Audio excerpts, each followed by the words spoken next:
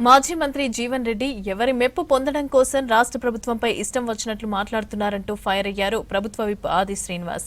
Kaleshwaram project పైన PC Ghosh commission ఇచ్చిన report పైన అబద్దాలు మాట్లాడుతున్నారని మండిపడ్డారు.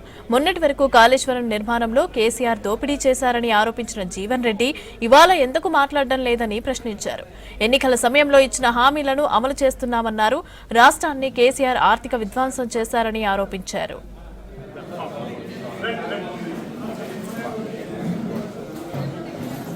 పెద్దలు ఆయన గౌరవిస్తామని చెప్పని మేము పదే పదే అనేక సందర్భాలు చెప్తుంటే ఈ విధంగా మేము ఒక రకంగా వారి వయసు గౌరవిస్తున్నాం, వారంటే గౌరవం ఉందని చెప్తున్నాం. కానీ ఈ విధంగా ఆడిపోసుకున్నటువంటి మాటలు, ప్రజా పాలన అందిస్తున్నటువంటి ఈరోజు సంక్షేమం ఆగిందంటున్నాడు, అభివృద్ధి ఆగిందంటున్నాడు.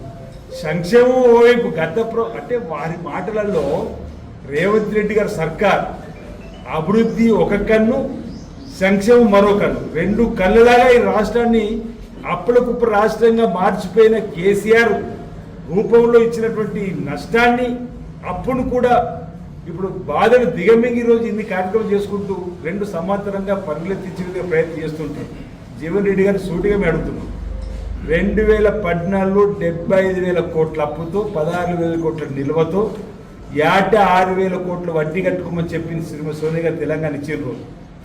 ఆ తర్వాత 10 ఏళ్ల తర్వాత 8 లక్షల కోట్ల అప్పుతో 6,000 కోట్లు కట్టే వడ్డీ, నెలకు 6,000 కోట్ల వడ్డీ పరిస్థితికి వచ్చేటువంటి బీఆర్ఎస్ ప్రభుత్వం మంచి ప్రభుత్వం అయిందని అడుగుతా ఉంది.